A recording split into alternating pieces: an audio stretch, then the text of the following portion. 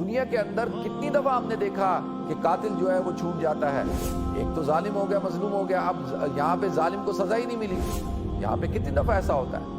تو پھر انصاف کے لیے تو پھر یقینی طور پر ایک اور عالم ہونا چاہیے جہاں پر کسی قسم کا کوئی ظلم نہ ہو سکے، جہاں پر جو ہے وہ نہ آپ کا مال کام آ سکے، نہ آپ کی طاقت کام آ سکے، نہ آپ کا اختیار کام آ سکے۔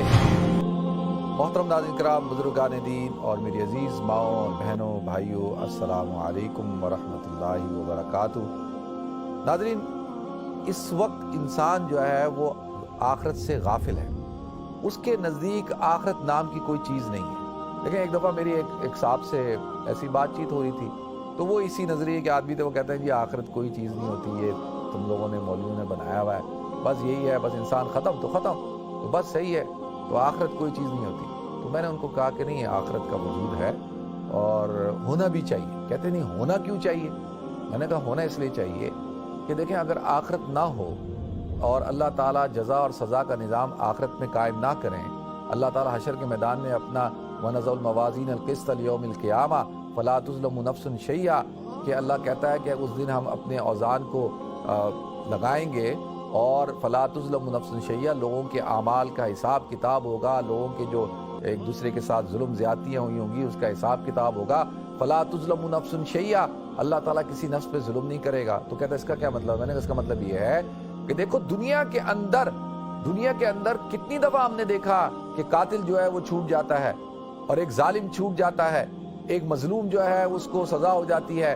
کتنے ظالم ہیں، کتنے گناہگار ہیں جنہوں نے لوگوں کی زمینیں کھائیں، لوگوں کا قتل کیا، لوگوں کا ریپ کیا، کیا کچھ کیا، لیکن دنیا کے اندر دنیا کی قانون کی گرفت میں نہیں آئے، وہ پکڑ میں نہیں آئے، تو وہ تو ظلم ہو گیا، ایک تو ظالم ہو گیا، مظلوم ہو گیا، اب یہاں پہ ظالم کو سزا ہی نہیں ملی۔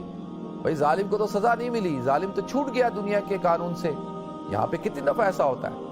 تو پھر اللہ تعالیٰ نے تو انصاف نہیں کیا۔ آپ کے بقول ہم تو اللہ کے نظام کو کہہ رہے ہیں، تو آپ کے بقول تو تو ظلم ہو گیا، انصاف تو ہوا نہیں۔ تو پھر انصاف کے لیے تو پھر یقینی طور پر ایک اور عالم ہونا چاہیے جہاں پر کسی قسم کا کوئی ظلم نہ ہو سکے، جہاں پر جو ہے وہ نہ آپ کا مال کام آ سکے، نہ آپ کی طاقت کام آ سکے، نہ آپ کا اختیار کام آ سکے۔ اسی لیے تو ابو لہب کہتا تھا کہ بھئی میرے پاس تو اتنا پیسہ ہے اور تو میں پیسہ دے کے چھوٹ جاؤں گا، تبت یدا، کہ وہ اللہ تعالیٰ نے ارشاد فرمایا ما اغنا عنہ مالہ وما کسب، کہ اس کو اس کا مال کوئی فائدہ نہیں پہنچائے گا۔ وہ یہ سمجھتا ہے نا کہ میں مال سے بچ جاؤں گا، نہیں، وہاں تو جو ہے فلا تظلم نفس شیئا، کسی نفس کے اوپر ظلم نہیں ہوگا۔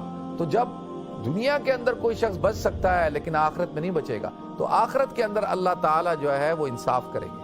اللہ تعالیٰ کیا کریں گے؟ انصاف کریں گے۔ وہ جو ظالم، وہ جو قاتل اور زانی جس نے دنیا کے اندر جو ہے وہ بچ گیا تھا، آخرت میں نہیں بچے گا، اور پھر اللہ تعالیٰ اس کا حساب کتاب کریں گے۔ تو یہ تو عقلی طور پر یہ بات تسلیم شدہ ہے کہ اس عالم کے بعد بھی ایک اور عالم بھی ہونا چاہیے، اور اسلام یہ کہتا ہے کہ اس عالم سے غافل مت ہو، آخرت سے غافل مت ہو۔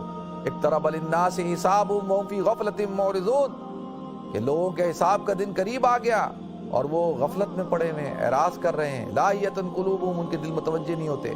تو حساب کا دن آنے والا، یوم الحساب، جس دن اکاؤنٹیبلٹی ہوگی، جس دن کسی کے ساتھ کوئی ظلم نہیں ہوگا، ولا تزر وازرۃ وزر اخرى، جس دن کوئی کسی کا بوجھ نہیں اٹھائے گا۔